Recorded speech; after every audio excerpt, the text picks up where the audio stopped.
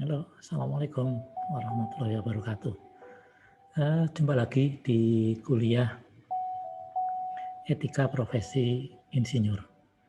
Ya, pada kesempatan kali ini kita akan membahas hal-hal yang berkaitan dengan proses pembelajaran dan kurikulum di program studi teknik mesin. Ya, jadi Anda akan mempelajari bagaimana sih sebenarnya harusnya kuliah di program studi teknik mesin.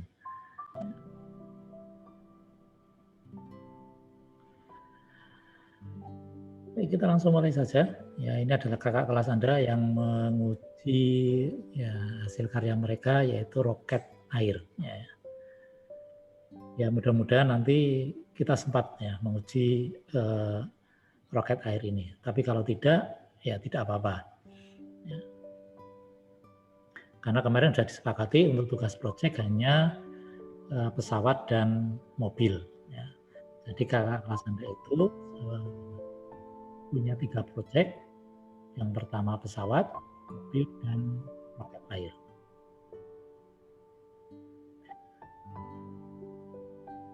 Ya, ini model pendidikan kita. Model pendidikan kita itu dibagi menjadi 2. Yang pertama adalah akademik, yang di sebelah kiri ini, ya, yang di sebelah kiri ini adalah akademik.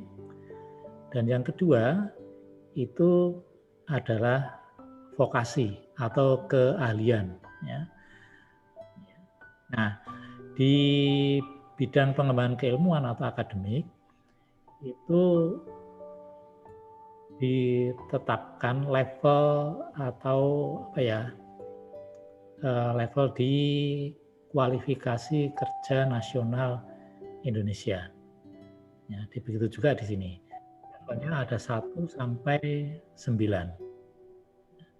Kalau Anda lulus di sekolah menengah umum SMU atau SMK, maka Anda di dalam kualifikasi KKNI Anda menduduki level 2, ya, SMK maupun SMU. Nah, setelah Anda kuliah, setelah Anda kuliah, jadi kalau di sekolah menengah kejuruan bisa D1, bisa ya, kemudian lanjut bisa ke D2, bisa ke D3, bisa juga ke D4. Sedangkan yang sekolah menengah umum itu ke S1 ya. Nah, Anda perhatikan level S1 ini dengan D4 itu levelnya sama di level 6. Tetapi Anda nanti akan menjumpai juga para pemuda yang lulus sekolah menengah kejuruan itu bisa ke S1 sini. Atau yang sekolah menengah umum ini bisa juga ke D1, ke D2, ke D3, ke D4, dan seterusnya. Ya, nanti di slide berikutnya akan dijelaskan mengapa bisa seperti itu. Nah, kemudian kalau dari setelah D4 atau S1, itu yang naik ke level 7 itu adalah profesi. Siapa profesi itu? Nah, profesi itu adalah pendidikan yang memberikan keterampilan untuk melaksanakan profesi. Misalnya, profesi insinyur, kemudian dokter. Ya, dokter itu profesi. Apoteker itu juga profesi, akuntan itu juga profesi, kemudian pengacara, advokat itu juga profesi. Jadi banyak profesi. Ya, itu levelnya di level. Nah, D4 ini meskipun disebut D4 itu juga sekarang disebut sebagai S1 terapan. Ya. Nah, di sini S2-nya disebut S2 tanda T, itu terapan. Ya, jadi setelah Anda menyelesaikan pendidikan di S1, ya, kita di sini di akademik ya, di S1, Anda bisa melanjutkan ke profesi atau langsung ke S2, ini akademik atau S2 terapan. Setelah S2 terapan bisa ke S3 terapan, bisa juga ke S3 akademik. Ya. Nah, di pendidikan profesi itu bisa melanjutkan ke spesialis. Jadi kalau misalnya kita lihat ya, profesi dokter itu bisa ke spesialis ginekologi, spesialis bedah, ya, dan seterusnya. Nah, kenapa kita bisa lulusan SMA atau SMK itu bisa kemana-mana? Karena pendidikan kita di pendidikan tinggi, ya setelah SMA itu disebut pendidikan tinggi, itu sifatnya adalah multi entry dan multi exit system. Sehingga dari SMA atau SMK itu bisa ke S1 akademik, bisa ke D1, bisa ke D2, bisa ke D3, bisa juga ke SMK. Sedangkan yang dari D3, diploma ini ya, D3, itu bisa melanjutkan ke S1 akademik atau ke S1 terapan, yang tadi disebut dengan D4. Nah, dari S1 setelah lulus, S1 akademik di sini bisa melanjutkan ke S2 akademik, atau bisa melanjutkan ke S2 terapan, atau bisa melanjutkan ke profesi. Ya, bisa melanjutkan ke profesi yang lain juga ke sini. Profesi Y atau profesi X. Kemudian dari S1 terapan, ya, ini nggak boleh ke akademik, ya, tapi ke S2 terapan. Ya, bisa juga di sini ke profesi, ya, ke profesi X, ke profesi Y. Sedangkan dari S2 terapan hanya bisa ke S3 terapan. Kemudian yang S2 akademik itu hanya bisa ke S3 akademik.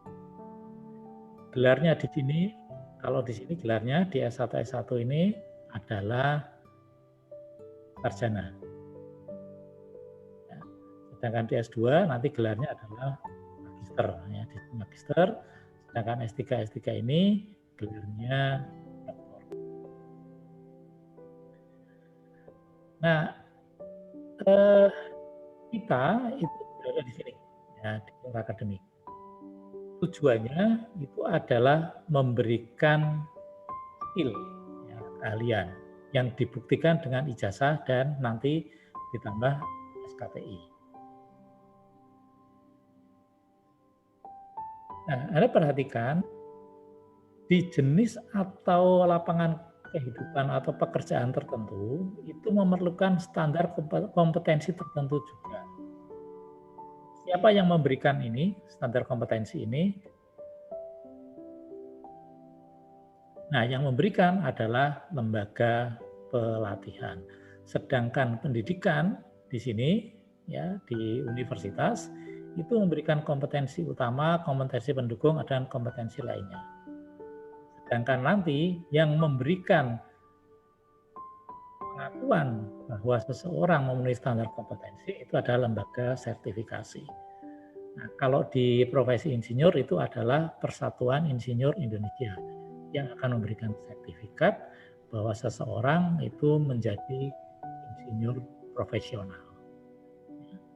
Sedangkan untuk pelatihan itu di lembaga pelatihan.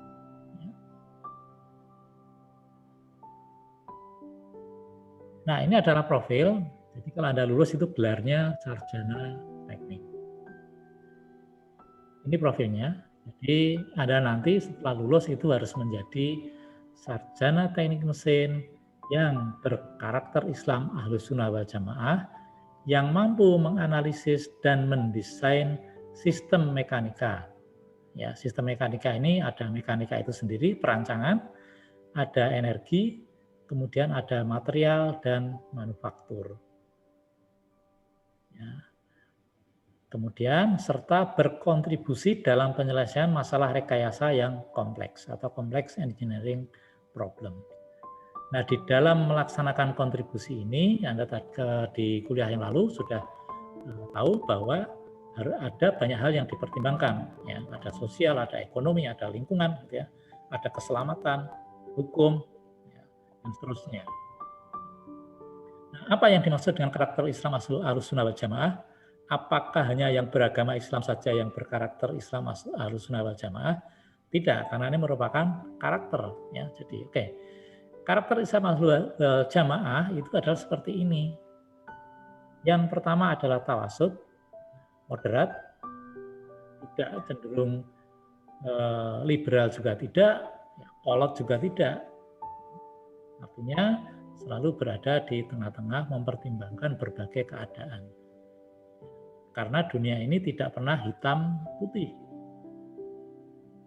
Jadi tidak ada orang yang jahat sekali, tidak ada. Orang yang baik sekali juga tidak ada. Jadi orang yang baik pun pasti punya keburukan.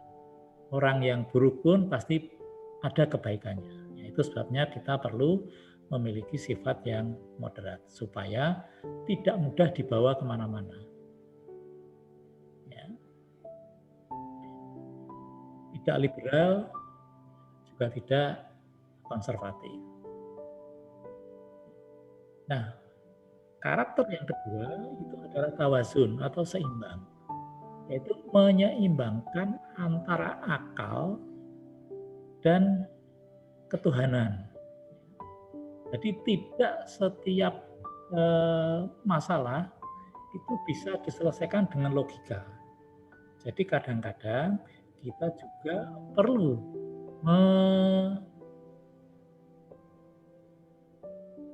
memohon petunjuk kepada Tuhan.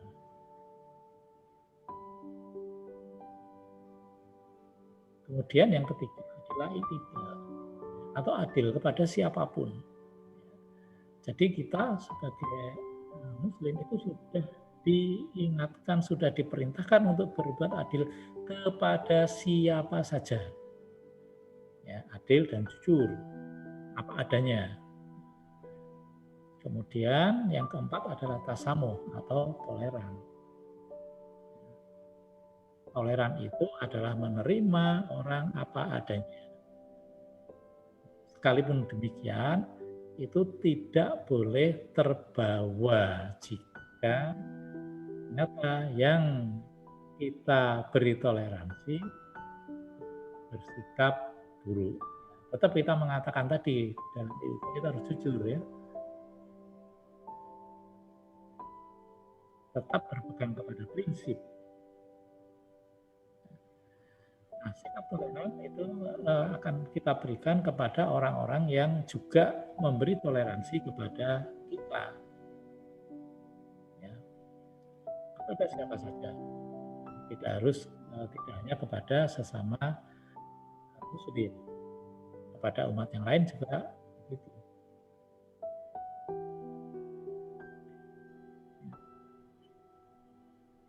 Nah, ini adalah profil yang tadi kita bahas ya, jadi profil sarjana teknik humas. Jadi selain profil punya karakter Islam Ahlus Sunnah wal Jamaah, itu juga ini, ya, 3 ini kemampuan menganalisis, ya, kemampuan untuk mendesain sistem mekanika, kemudian berkontribusi pada penyelesaian masalah rekayasa yang kompleks. Jadi ini ya 3 ini yang mesti harus Anda punya ketika Anda lulus selain karakter tadi. Nah, karakter tadi, profil tadi itu akan terlihat ketika Anda mempunyai kompetensi. Nah, apa kompetensi? Kompetensi itu ini. Yaitu tindakan cerdas, penuh tanggung jawab yang dimiliki seseorang sebagai syarat untuk dianggap mampu. Ya, dalam melaksanakan tugas-tugas di bidang pekerjaan tertentu. Jadi Anda akan dianggap mempunyai kompetensi atau kompeten jika mampu melaksanakan tugas-tugas di dalam bidang pekerjaan tertentu. Kalau Anda sebagai insinyur, Anda sebagai manajer energi, Anda akan mampu melaksanakan tugas-tugas di bidang manajemen energi. Nah, ini yang harus Anda miliki ketika Anda lulus. Ada 10. Dari yang pertama, ya ini Anda perhatikan, yang pertama ini. Yang pertama ini,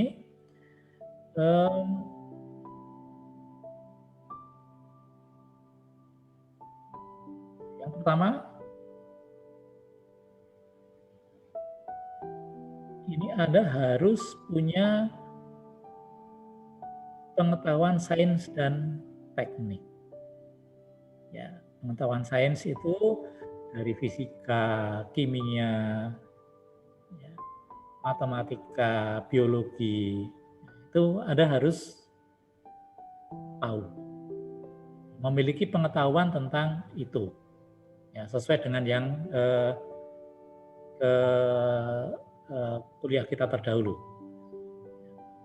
Kemudian punya kemampuan di dalam merancang dan mengembangkan solusi dengan memperhatikan lingkungan dan keberlanjutan. Ini sama dengan kompetensi yang kemarin kita bahas. Kemudian punya kemampuan untuk melaksanakan eksperimen dan analisis data. Yang keempat, mampu menganalisis masalah. Jadi Anda harus paham, oh ini ada masalah, maka Anda harus bisa merumuskan sebenarnya masalahnya apa. Misalnya begini, listrik mati, oh bukan listrik mati, lampu mati, lampu ya, bulb itu mati. Kita tidak bisa mengatakan, oh ini masalah, ini bulbnya mati, begitu enggak. Itu bukan masalah. Ya, itu adalah akibat. Maka kita harus memeriksa bulbnya masih baik atau tidak. Kalau bulbnya mati, maka masalahnya di bulb. Tapi kalau bulbnya baik, maka Anda harus menelusuri masalah penyebabnya apa. Apakah fittingnya yang berkarat? Kalau ternyata fittingnya masih baik, bulbnya masih baik, maka Anda harus menelusur mungkin kabelnya. Kalau kabelnya masih baik, ya semua masih baik, berarti Anda mencari sumber listrik. Apakah sekeringnya putus atau tidak? Begitu seterusnya, sehingga Anda bisa merumuskan sebenarnya masalah yang terjadi apa. Kemudian yang kelima, itu Anda harus mengenal peralatan-peralatan yang modern. Ya, tool. Jadi di dalam melaksanakan pekerjaan, kita akan mau tidak mau menggunakan peralatan-peralatan yang modern. Contohnya ultrasonik, USG, ultrasonik, ultrasonografi. Kemudian yang keenam itu mampu berkomunikasi.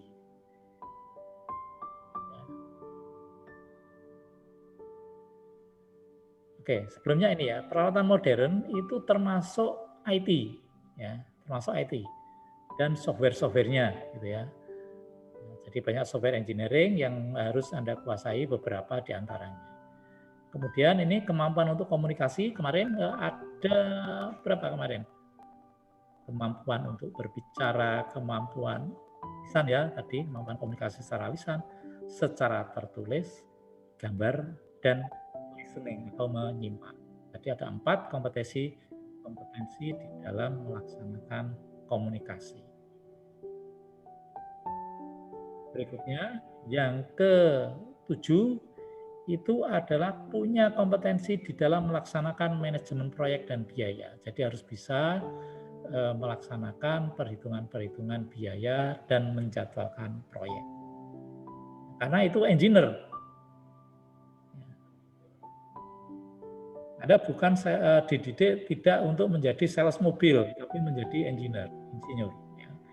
Kemudian mampu bekerja secara mandiri dan kelompok. Jadi bisa bekerja sama. Kemudian ini memahami pekerjaan profesi keinsinyuran dan etika profesi. Dan yang terakhir itu adalah mampu belajar sepanjang hayat. Ya, jadi sudah kita bahas di kuliah yang sebelumnya, itu harus dipenuhi. Harus Anda kuasai semua ini. Kenapa ini? 10 ini harus Anda kuasai. Karena 10 ini itu adalah kompetensi yang sudah ditetapkan secara internasional. Jadi kalau Anda menguasai 10 ini, Anda diakui sebagai insinyur secara internasional. Ya, Anda di apa ya, perguruan tinggi di luar negeri, kompetensinya engineering ya seperti ini. Jadi mau tidak mau Anda harus menguasai ini.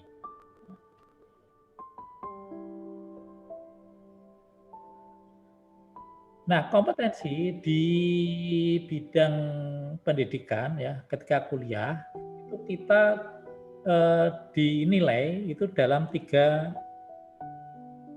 kompetensi. Ya, di dalam 3 kompetensi. Yang pertama itu kognitif, ya, kognitif. Yang diuji adalah kecerdasannya, intelektualnya, ya, penguasaan materi, gitu ya, kemampuan menjelaskan, kemampuan ya itu seperti itu, ya, penguasaan materi secara teori. Kemudian psikomotorik itu keterampilan, diasah di laboratorium, kemudian kuliah dilaksanakan presentasi, kemudian tugas-tugas. Ya.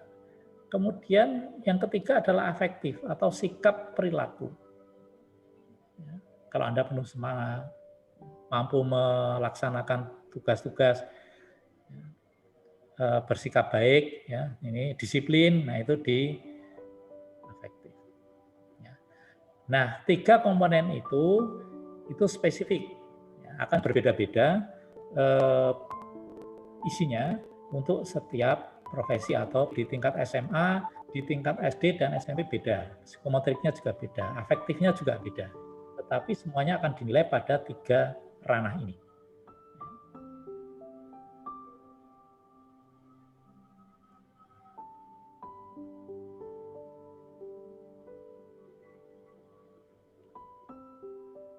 Kemudian capaian pembelajaran lulusan, jadi kalau tadi memenuhi kriteria internasional yang 10 tadi, nah sekarang di dalam standar nasional itu kita dinilai dalam 4 ranah ini, ya, capaian pembelajaran lulusan. Dalam sikap, ya, sikap tadi afektif, kemudian pengetahuan itu kognitif, dan keterampilan. Keterampilannya ada 2, keterampilan khusus dan keterampilan umum. Dan nanti cek saja capaian pembelajaran lulusan di teknik mesin itu seperti apa.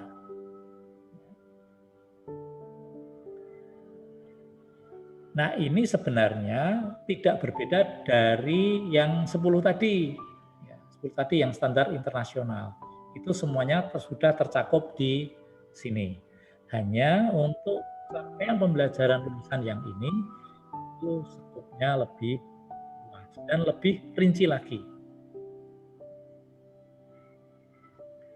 Baik, sekarang kalau Anda berbicara tentang insinyur, ini adalah skill atau kemampuan yang harus Anda miliki dan itu memang diharap-harap oleh orang yang mau mempekerjakan Anda sebagai engineer, sebagai insinyur. Adalah engineering knowledge, pengetahuan tentang keinsinyuran, tentang engineering, tentang rekayasa. Yang kedua, coba kita lihat, komunikasi. Nah, ini komunikasi. Kemudian planning atau perencanaan. Jadi Anda harus bisa membuat perencanaan. Jadi tidak bisa Anda kerja ya tinggal nunggu perintah, tidak bisa.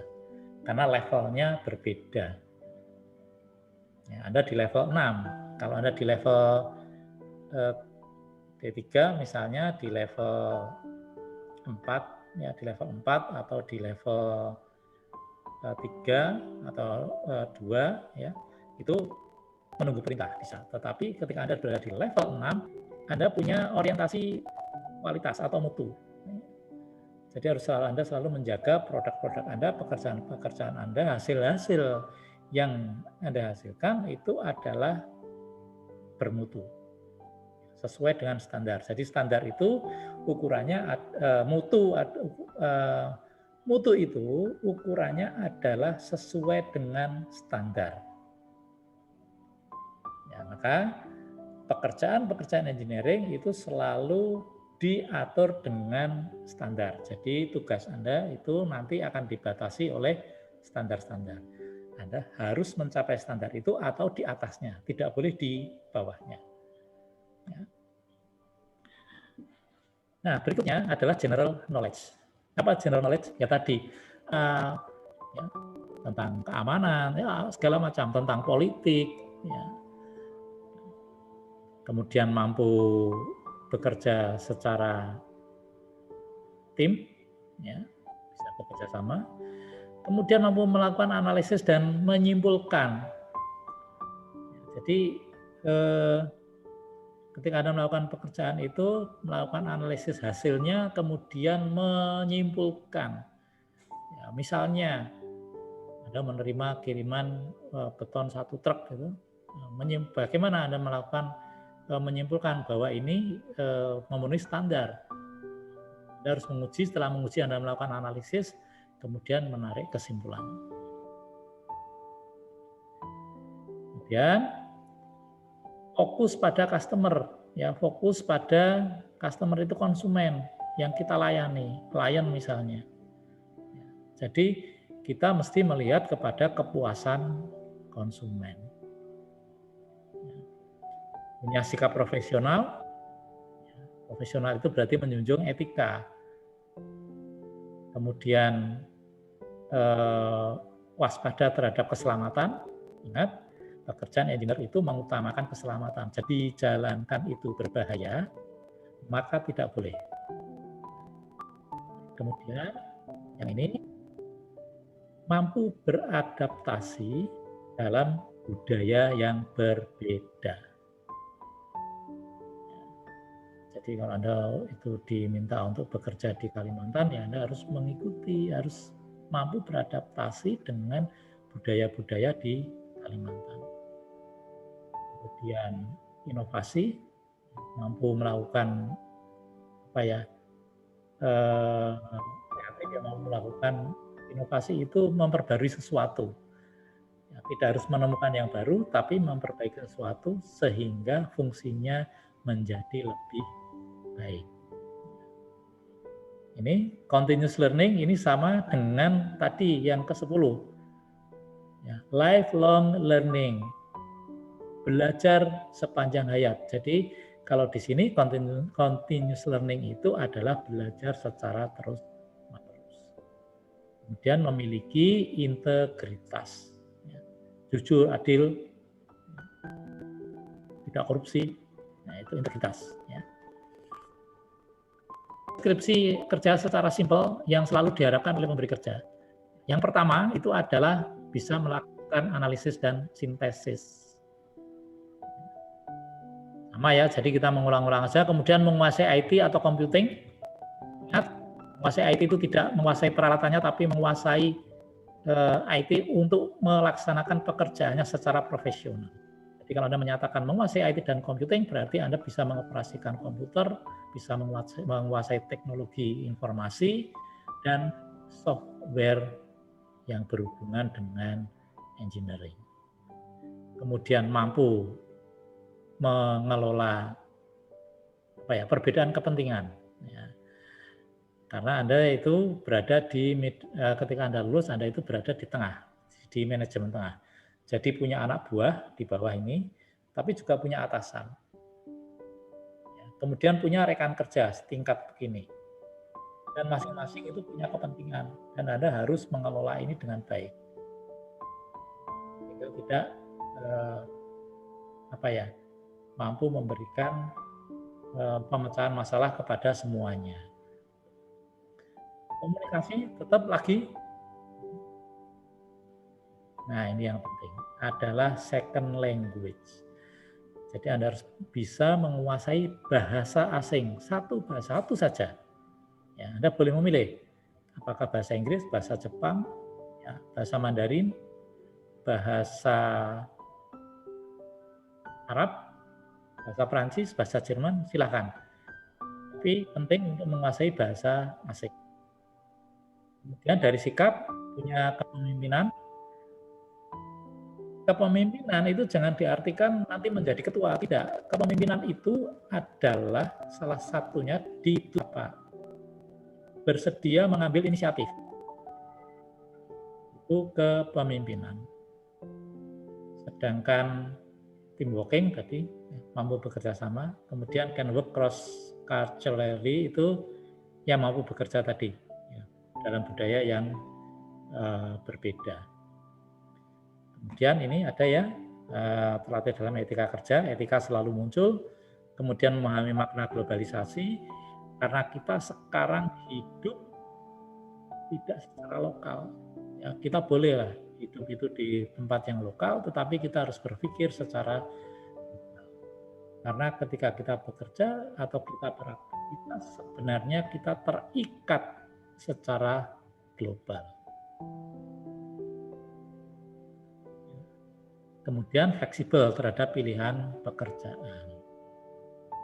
Mau jadi manajer lagi, jadi auditor, apalagi ya, jadi perancang atau desainer robot dan seterusnya. Jadi itu pilihan-pilihan yang fleksibel. Nah, hasil survei di Amerika, Kanada, dan Inggris ini adalah 23 atribut yang dibutuhkan di lapangan kerja. 10 yang teratas adalah ini, inisiatif. Jadi punya etika atau integritas, kemudian mampu berpikir kritis, mau belajar, komitmen, bersemangat, ya, tidak menyerah, tidak pernah menyerah, dapat diandalkan. Jadi kalau diberi tugas itu selalu selesai dengan baik. Tentunya, kemudian mampu berkomunikasi secara lisan dan kreatif, itu 10. Sisanya ini, ya, kemampuan analitis, dapat mengatasi stres, ya, manajemen diri, mampu mengatur diri sendiri. Tidak setiap orang mampu mengatur diri sendiri, tetapi ini Anda harus bisa mengatur diri sendiri. Kapan bangun tidur, kapan belajar, kapan main, kapan nonton, kapan game online, dan seterusnya. Kemudian mampu menyelesaikan persoalan, dapat meringkas, ya, meringkas sesuatu ya. Nah, kemudian berkooperasi itu bekerja sama, fleksibel, bisa bekerja dalam tim, bisa mandiri, mampu mendengarkan, ya, listening, tangguh, kuat, sehat, ya, logis, dan bisa mengatur waktu. Ya, jadi kalau Anda sukses ini yang dibutuhkan. Jadi para HRD atau perusahaan-perusahaan itu ditanya apa sih yang sebenarnya dibutuhkan oleh para pekerja ini? Oh, ini yang dibutuhkan.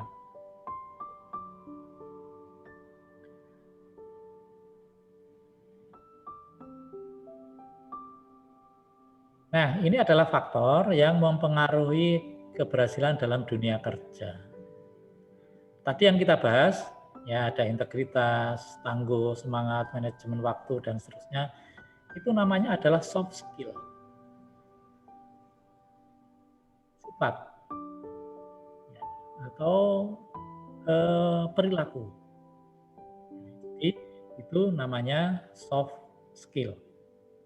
Kemudian kalau Anda lulus punya ijazah, punya pengetahuan, ahli dalam bidang teknik mesin, ya, dengan yang terus kita bahas ya.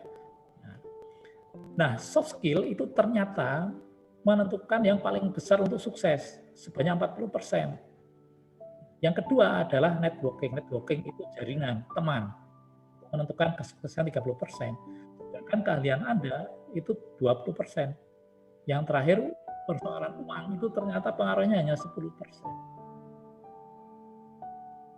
Jadi kalau Anda hanya punya keahlian saja, maka kemungkinan untuk sukses itu hanya 20%.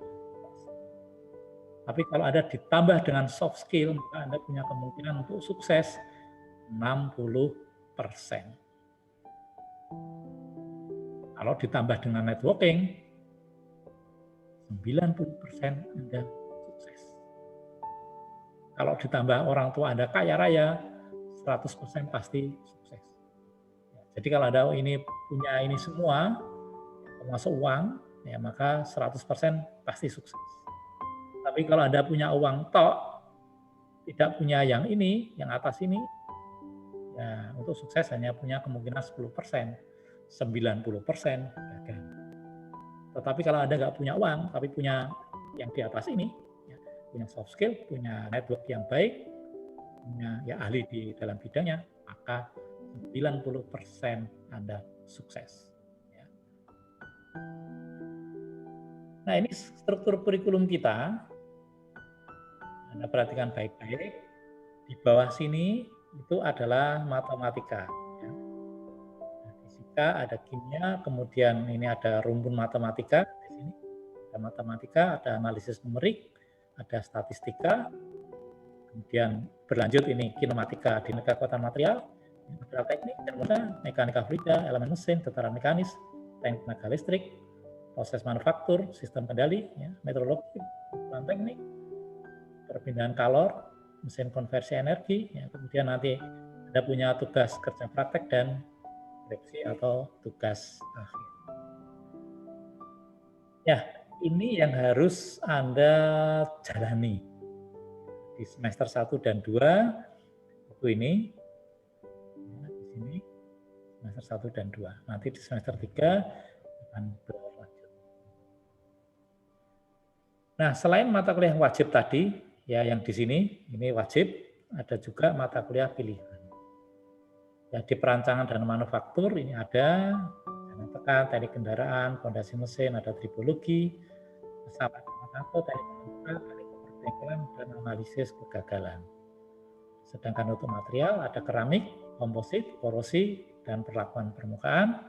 Sedang di kuliah pilihan konversi energi ada efisiensi energi, ada pembangkit hidro dan pemanasan.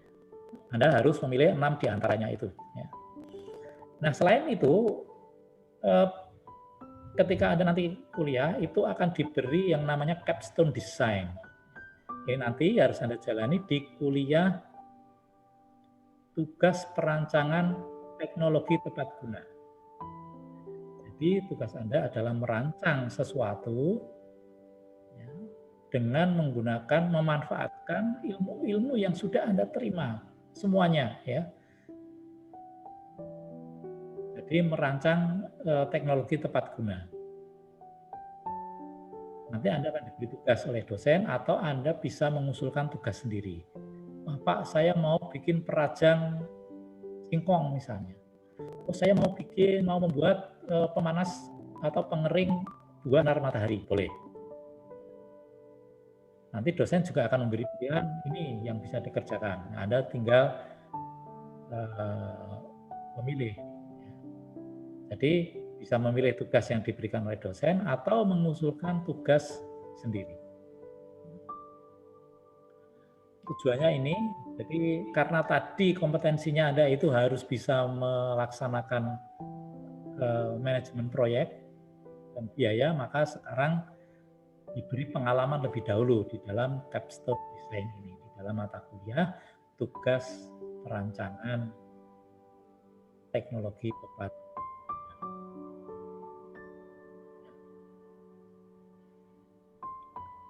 Nah, sekarang syarat untuk lulus. Syarat untuk lulus itu Anda harus menyelesaikan sebanyak 144 SKS termasuk skripsi atau tugas akhir dengan semua mata kuliah nilainya minimal C. Kalau nilainya CD atau D atau E harus mengulang supaya nilainya menjadi minimal C.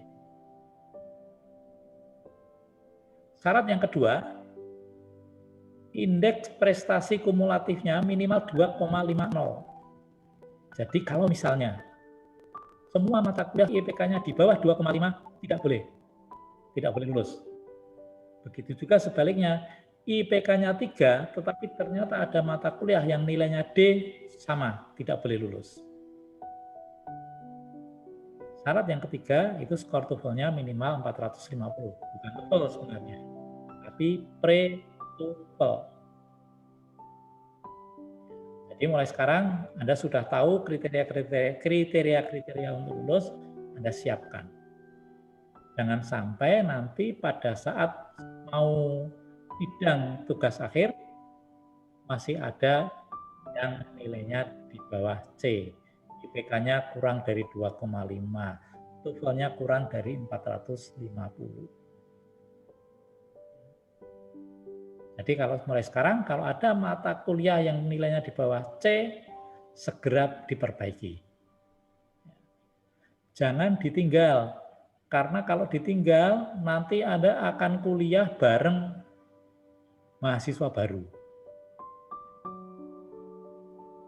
Jadi sekarang ini itu masih ada mahasiswa yang sudah berapa ya, 3 tahun atau 4 tahun kuliah sekarang menempuh lagi. Barengannya siswa di semester 2, padahal sebenarnya dia sudah berada di semester 6. Ya. Nilai itu disajikan dalam huruf ini. Ada A, AB, B, BC, C, CD, dan E. A adalah nilai tertinggi, kemudian di bawah C tidak lulus. Nah, penilaian meliputi presensi, tugas, kuis, PR, UTS, dan UAS. Jadi, dosen bisa memberikan beberapa penilaian ini. Evaluasi itu akan dilakukan oleh dosen wali pada saat 3 semester, di akhir 3 semester. Anda harus dapat minimal 4 dengan IPK minimal 2,5. Kemudian di akhir semester ke-6 ya 3 tahun itu minimal 96.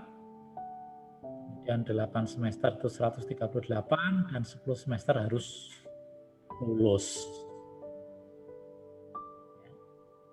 Karena sebenarnya 48 kalau 3 semester itu mestinya sudah 54 SKS minimal 54 SKS. Sedangkan 8 semester itu seharusnya bisa lulus karena sudah selesai 144 SKS. Beberapa mahasiswa itu bisa lulus dalam waktu 7 semester atau 3,5 tahun. Yang Anda bisa kejar itu.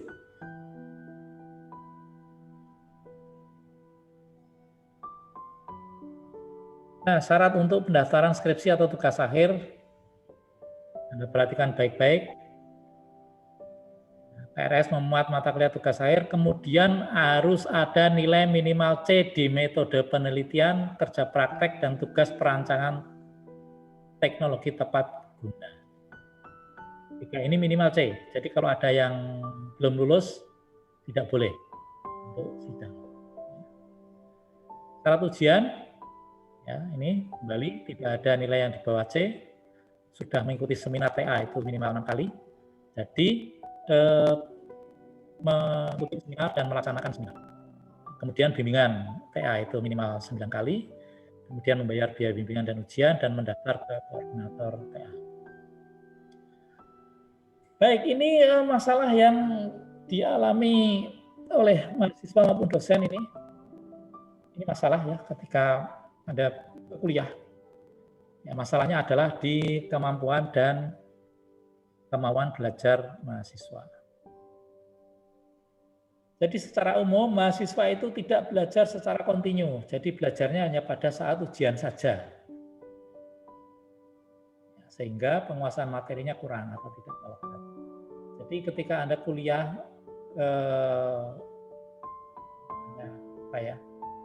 fisika.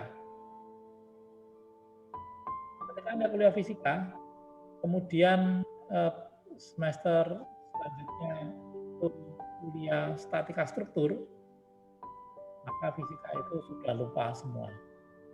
Padahal basic dari statika struktur itu ada di fisika. Ya. Itu yang dinamakan tidak melekat. Kemudian diberi tugas nyontek temannya atau kopas. Ya, kopas dari internet, kopas dari mana gitu ya, terserah ya, dari mana saja. Itu yang menyebabkan ternyata mahasiswa tidak menguasai materi. Oke, berikutnya itu adalah mahasiswa itu susah untuk diajak diskusi, ya pasif. Kalau diminta membaca literatur sebelum kuliah, ternyata tidak jalan. Ternyata ini penyebabnya. Antara lain ya, penyebab yang lainnya juga banyak tidak dipahami bahasanya karena kebanyakan literatur engineering itu dalam bahasa Inggris. Materi ajar tidak kontekstual, mungkin Anda tidak paham belajar matematika, kalkulus itu susah-susah itu sebenarnya buat apa? Bingung. Nah, kita ada tanyakan ke Pak dosen atau Bu dosen. Sebenarnya nanti secara nyata ini dipakai di mana? Kemudian tidak terlatih mengkomunikasikan pikiran. Jadi Anda itu punya ide, punya pertanyaan, ya, punya pendapat, tetapi tidak mau ngomong. Karena itu perlu dilatih. Anda isi aja di forum diskusi. Forum diskusi itu adalah salah satu cara untuk melatih Anda menyampaikan, mengkomunikasikan apa yang Anda pikirkan. Kemudian pembelajaran lebih pada penyampaian informasi dan pengetahuan saja, tidak merangsang diskusi. Ya, mahasiswanya mendengarkan. Padahal misalnya saya gitu mengharapkan ya setelah ini Anda masuk ke ruang ke forum diskusi, kemudian menuliskan diskusinya di sana. Atau mendiskusikan di Telegram, ya, di grup Telegram. Nah, yang lain yang tidak jalan adalah mahasiswa lebih asik main game online daripada mengerjakan tugas. Tidak hanya pada saat daring seperti ini, daring pun sama. Jadi kalau ada tugas, berangkat kasih, terus nanya temannya yang sudah mengerjakan. Kemudian asal nyontoh. Apakah mencontoh itu dilarang? Tidak. Tetapi mencontoh itu punya kewajiban. Ya. Anda harus memeriksa pekerjaan temannya yang dicontoh itu. Kerjaannya sudah betul atau belum. Ya, jangan asal mencontoh. Ya kalau pekerjaannya benar, kalau salah. Karena saya punya prinsip nanti, kalau Anda mengkopas pekerjaan temannya, dan kalau pekerjaannya itu benar 100%, maka nilainya 100 atau 10. Ya, soal. Tetapi kalau ada sebagian pekerjaan yang dikopas itu ada yang salah. Jadi misalnya ada 10 soal, Anda kopas, maka ada salah satu, nilainya tidak 9 berikan 0, yang mencontoh maupun yang memberikan contoh. Jadi kalau mencontoh itu harus 100% benar. Nah, bagaimana mengembangkan kemampuan belajar mahasiswa? Kita ikuti. Nah, di sini ya. Jadi pembelajaran kita itu seharusnya ke sini, ke learning ya. Method of inquiry itu adalah metode untuk menemukan. Jadi mahasiswa itu mesti harus mencari pengetahuan sendiri. Ojo jaga ke dosen. Dosen itu pengetahuannya terbatas, meskipun pengetahuannya lebih banyak dari Anda semua, tetap terbatas. Ya, sehingga sekarang mahasiswa harus learning.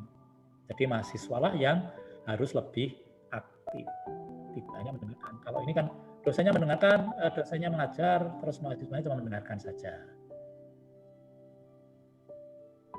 Jadi mahasiswa hanya dapat pengetahuan yang diketahui oleh dosennya saja. Padahal yang diharapkan dosen itu cuma salah satu dari sumber pengetahuan. Nah, kita lihat proses pembelajaran itu faktornya banyak. Student centered learning, ada dosen, itu perannya hanya sebagai fasilitator dan motivator. Kemudian sumber belajar bisa perpustakaan, internet, masyarakat, buku, dan sebagainya. Kemudian lingkungan belajar bisa kelas, bisa pasar, bisa dari mahasiswa sendiri. Jadi lingkungan belajar tidak harus di dalam kampus, tidak. Tadi saya katakan tadi, bisa bengkel, bisa jalan tol, pasar juga bisa. Ya. dan seterusnya. Nah, kewajiban mahasiswa itu adalah menunjukkan kinerja kreatif. Tadi kognitif, psikomotor, afektif. Secara utuh, tiga-tiganya harus ada. Berbelajar yang multidimensi, tadi saya sudah sampaikan, ada internet, ada macam-macam ya, ada buku, ada perpustakaan, ada masyarakat.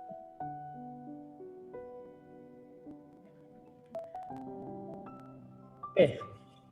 Nah, ini sekarang tugas dosen.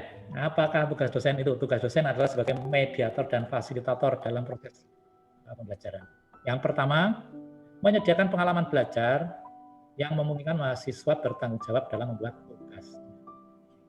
Ya, itu sebabnya dosen selalu memberikan tugas kepada mahasiswa, karena mahasiswa itu harus bertanggung jawab, belajar bertanggung jawab. Kemudian menyediakan atau memberikan kegiatan-kegiatan yang merangsang ingin tahu, kemudian membantu mengekspresikan gagasan-gagasan dan mengkomunikasikan idenya. Jadi tugas dosen ini memberikan kegiatan supaya mahasiswa selalu ingin tahu, kemudian bisa mengkomunikasikan pikiran-pikirannya. Menyediakan sarana yang merangsang mahasiswa berpikir secara produktif. Produktif itu tadi antara lain ya menulis, mempresentasikan, dan seterusnya.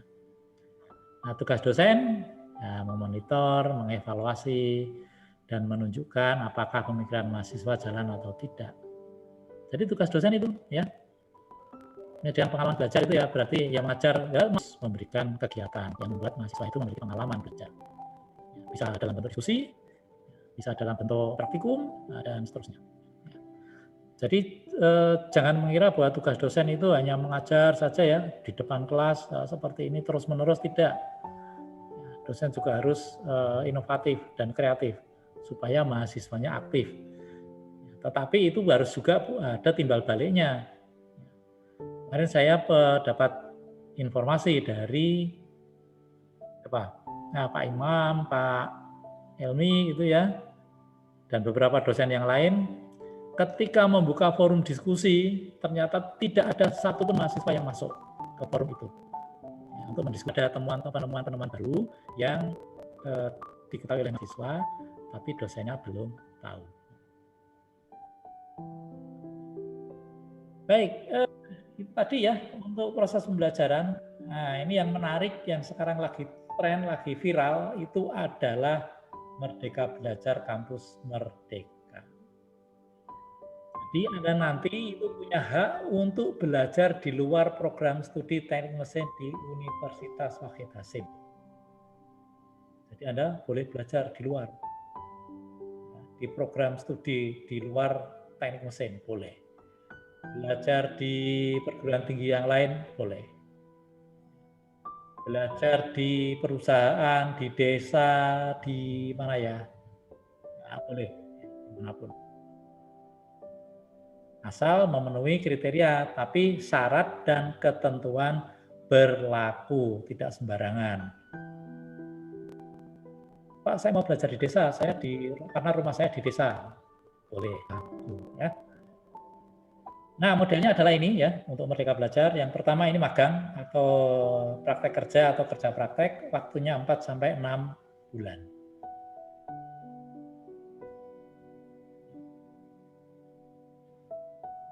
Yang kedua pertukaran pelajar. Jadi kalau yang ini tidak kuliah ya, karena praktek kerja atau magang, ini tidak kuliah. Sedangkan yang ini kuliah, pertukaran pelajar atau pertukaran mahasiswa gitu ya. Jadi kita saling tukar-menukar dengan perguruan tinggi yang lain. Jadi masih kuliah di Unhas, mahasiswa Unhas juga bisa kuliah di perguruan tinggi yang lain. Model yang ketiga adalah penelitian atau riset di bawah bimbingan dosen, atau boleh mengusulkan tapi tetap di bawah bimbingan dosen. Kemudian studi atau project independen, ya misalnya ini lomba kemahasiswaan atau PKN. Terutama yang lagi semester 2 dan semester 4 saat ini, itu tahun depan harus membuat proposal ini untuk lomba kemahasiswaan. Ya, karena kalau Anda didanai maka itu bisa mengganti kuliah selama 1 semester. Skripsinya hasilnya ini itu akan diakui juga sebagai skripsi. Kalau Anda masuk ke tingkat nasional, apalagi jadi juara, maka skripsi Anda langsung dapat nilai A tanpa ujian. Karena itu Anda sebaiknya mulai merintis yang sekarang semester 2 dan semester 4. Oke, nanti akan diakui berapa SKS-nya berapa. Ya, saya kira itu cukup ya untuk kuliah kita. Semoga memberi manfaat dan Anda memahami. Jadi kalau ada beberapa hal yang nanti belum jelas, Anda bisa tanyakan di forum diskusi atau bisa ditanyakan di ini grup Telegram, ya. Silakan, tidak dilarang untuk bertanya di sana. Ya, jadi pertanyaan-pertanyaan yang umum itu silakan ditanyakan di grup. Kalau pertanyaannya secara pribadi boleh langsung japri, ya. Baik, saya kira cukup. Terima kasih atas perhatiannya. Saya tutup. Wallahul muwaffiq ila aqwamit thoriq. Assalamualaikum warahmatullahi wabarakatuh.